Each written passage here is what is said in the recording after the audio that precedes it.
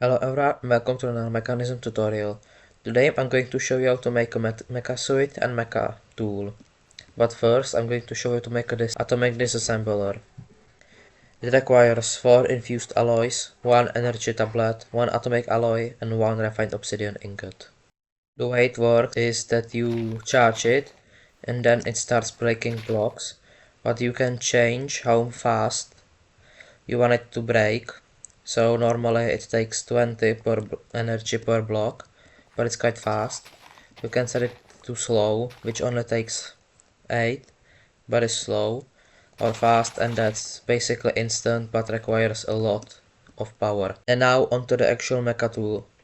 It requires 1 atomic disassembler, 1 configurator, 2 ultimate control circuits, 2 HDPE sheets, 2 polonium pellets, and 1 basic induction cell.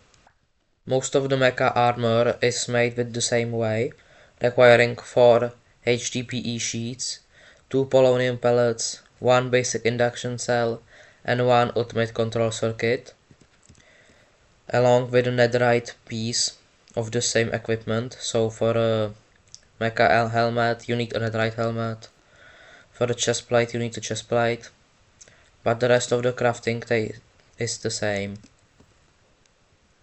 The next thing you're going to need is to charge each of the armor, which can be made in a cube or in an actual generator. The next thing you're going to need is to create a modification station requiring 4 HDPE sheets, 2 ultimate control circuits, 1 polonium pellet, 1 steel casing and 1 chest. And this allows you to modify each of these equipments with modules that I'm going to show you. To create every module you're going to need a module base, which is made from 4 bronze nuggets, 4 tin ingots and 1 HDPE sheet.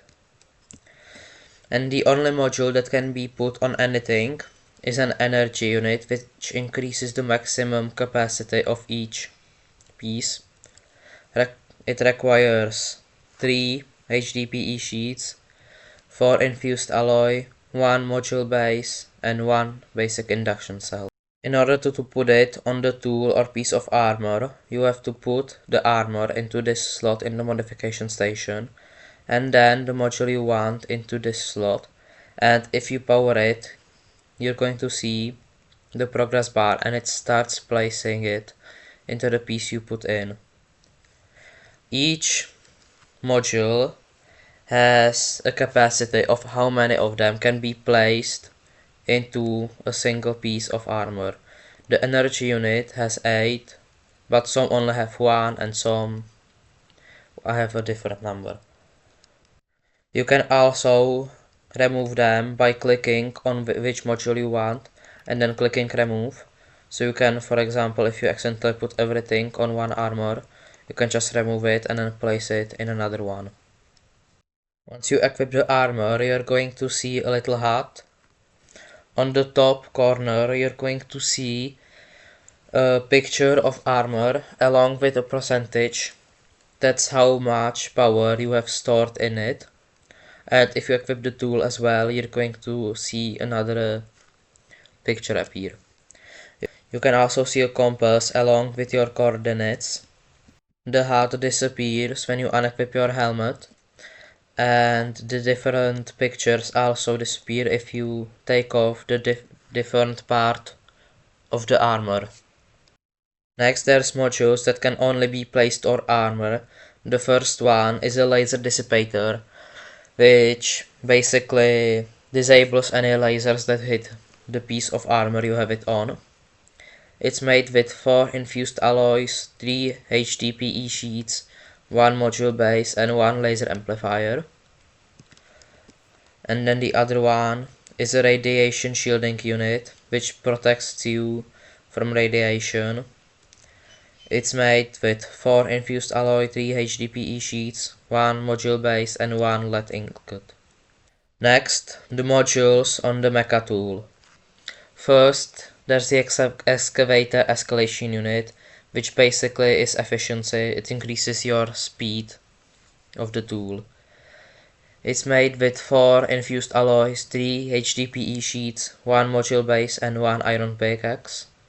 You can have up to 4 of them at once. Next, there's an attack amplification unit, which is basically sharpness.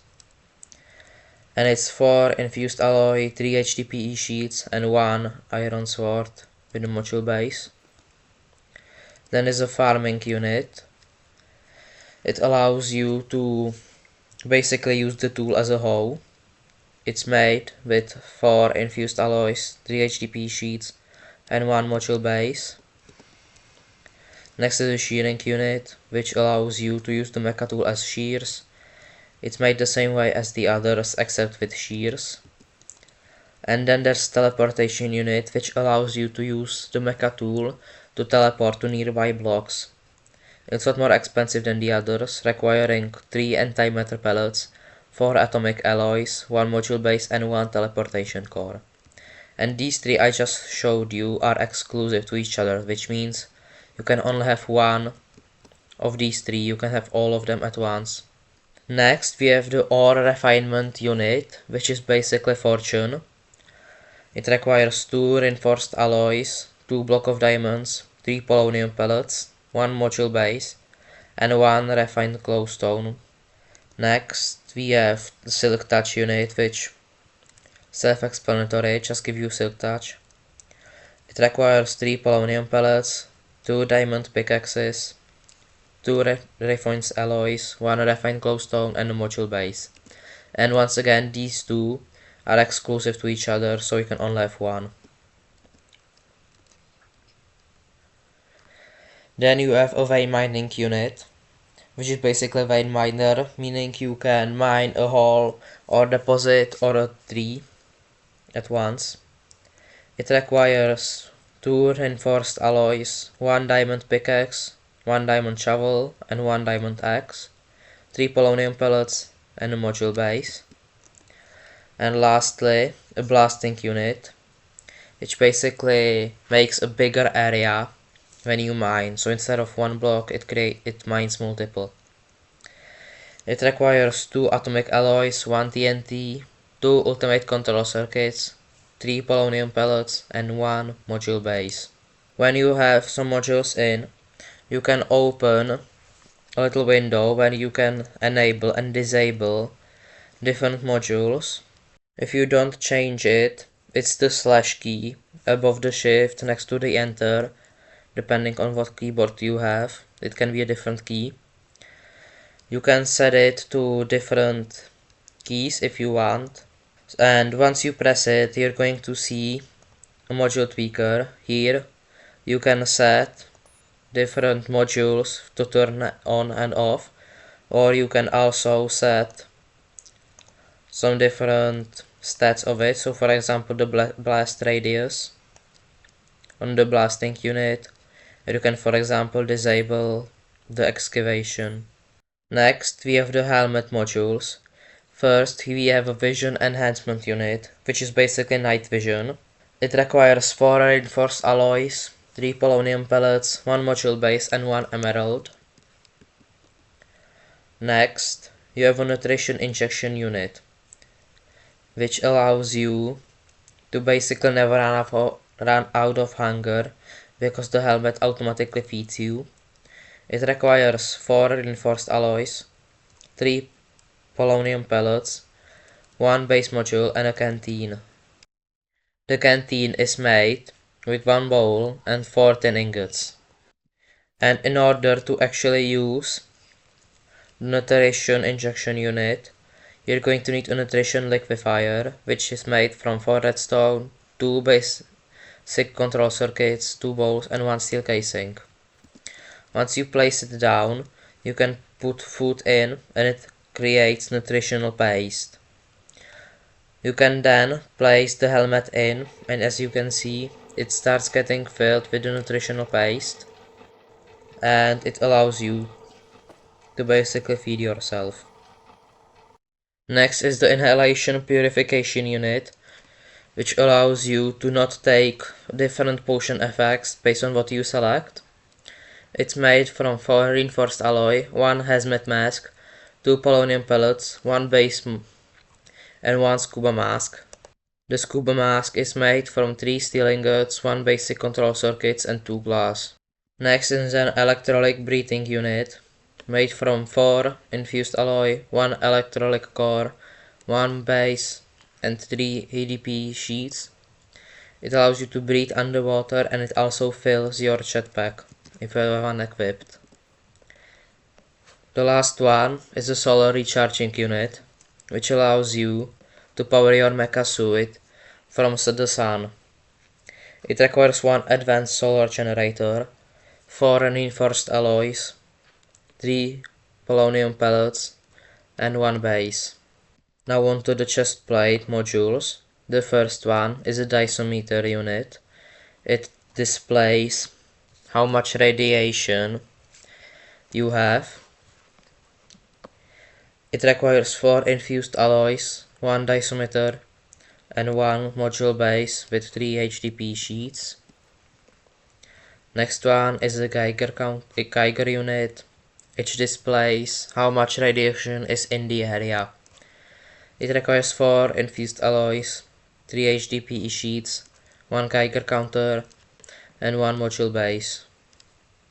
The next one is a charge distribution unit, which distributes all the power you have in your Meka-suit equally in all the parts. It requires 4 reinforced alloys, 1 basic induction provider, 3 polonium pellets, and 1 module base. I recommend combining this with the solar generator, because normally you only power the helmet with it, but with this you power the whole armor. Next is a jetpack unit, which allows you to use a jetpack within the Meka-suit. It requires 4 reinforced alloys, 1 jetpack, 1 module base, and 3 polonium pellets. I also recommend using this with the module with before, that automatically fills it. Next is a gravitational modulating unit, which allows you to basically have creative flight with the Meka-suit. It requires 3 antimatter pellets, 2 ultimate induction providers, 2 atomic alloys, 1 nether star, and 1 module base. These 2 are exclusive, so you can only have one of these. And lastly, we have an elytra unit, which allows you to basically use an elytra with the Meka-suit. It requires 1 antimatter pellet, 2 polonium pellets, 4 reinforced alloys, 1 HDPE reinforced elytra, and 1 module base. The elytra is made with 5 HDPE sheets, 2 atomic alloys, and a normal elytra. Next, onto the pants. First is a locomotive boosting unit. It increases how fast you sprint. It requires 2 energy tablets, 2 reinforced alloys, 1 diamond leggings, and 3 polonium pellets.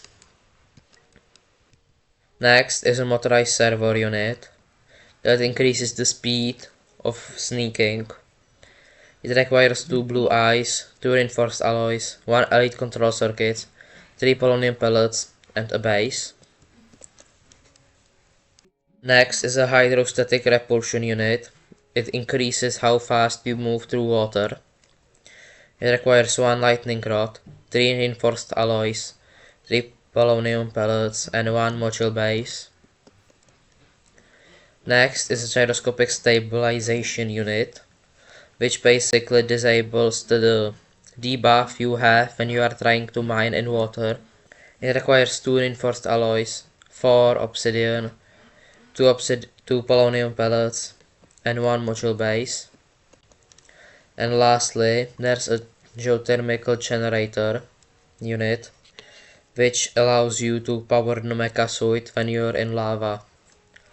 It requires 1 heat generator, 4 reinforced alloys, 3 polonium pellets, and 1 base. And lastly, the boots. First is a hydraulic propulsion unit, which allows you to jump higher and also step up more blocks. It requires 3 runners, 2 reinforced alloys, 2 energy tablets, 3 polonium pellets, and 1 module base. Next is a magnetic attraction unit. It allows you to pull items towards you. It's made with 2 reinforced alloys, 2 elite control circuits, 3 polonium pellets, a module base and iron bars. And the last module is a Frostwalker unit, which is basically Frostwalker. It requires 4 reinforced alloys, 2 polonium pellets, 2 buckets of liquid hydrogen, and a module base. The liquid hydrogen is just made with normal hydrogen and radiator condensator. And with that, I'm going to end this video. I hope you learned something, and bye.